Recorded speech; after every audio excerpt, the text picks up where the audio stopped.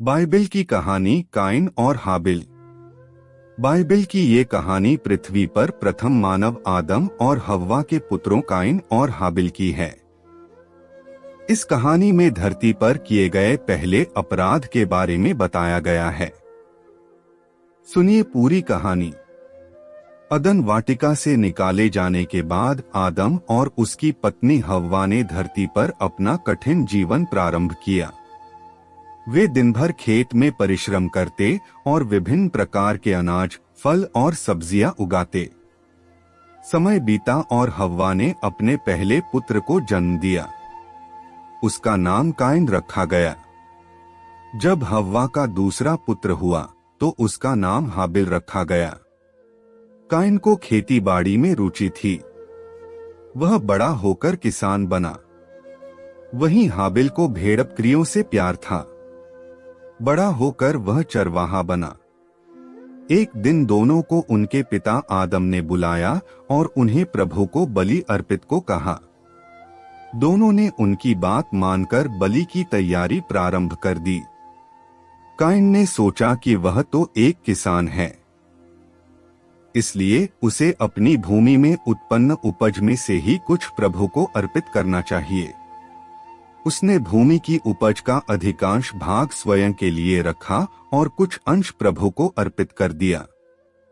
हाबिल प्रभु को बलि चढ़ाने के लिए अपनी सर्वोत्तम भेड़ों के पहलौठे मेमनों को चुना। वह उन्हें बहुत प्रेम करता था, किंतु उसका मानना था कि प्रभु को अपनी सबसे प्रिय वस्तु ही अर्पित की जानी चाहिए, इसलिए उसने अपनी सर्वोत्तम भेड़ों के पहलौठे मेमनों को ही प्रभु को अर्पित किया। प्रभु ने हाबिल की भेंट स्वीकार की, किंतु काइन की भेंट अस्वीकार कर दी। यह देख काइन का चेहरा उतर गया और उसका मन हाबिल के प्रति ईर्ष्या से भर उठा। क्रोध की ज्वाला उसके भीतर धधकने लगी। तब प्रभु ने उससे कहा, काइन, तुम्हारा चेहरा क्यों उतरा हुआ है?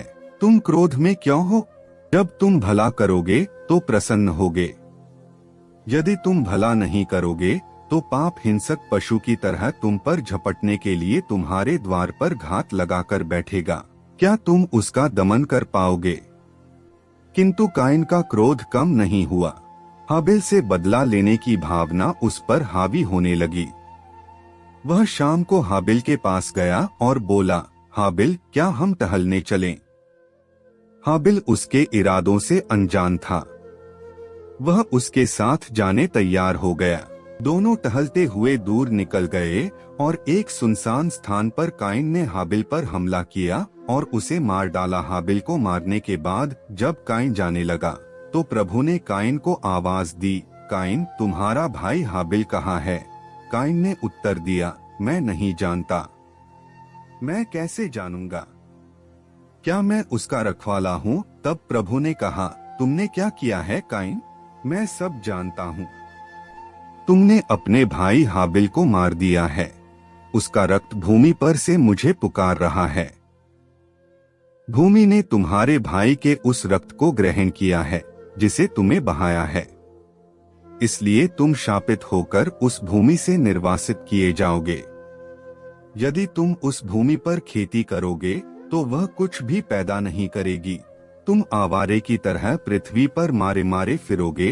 काइन प्रभु के सामने गिड़गिड़ाने लगा, प्रभु, मैं यह दंड नहीं सह सकता।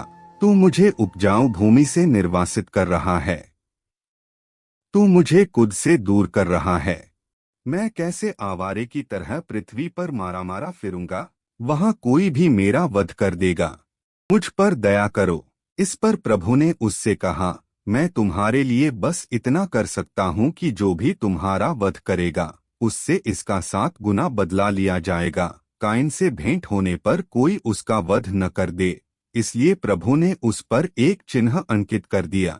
इसके बाद काइन प्रभु के पास से चला गया और अदन के पूर्व में नोद देश में रहने लगा। इस तरह काइन के द्वारा धरती पर पहला अपराध किया गया और उसे उसकी सजा मिली। इस प्रकार की कहानी सुनने के लिए हमारे चैनल को सब्सक्राइब करें और वीडियो को लाइक जरूर करें। धन्यवाद।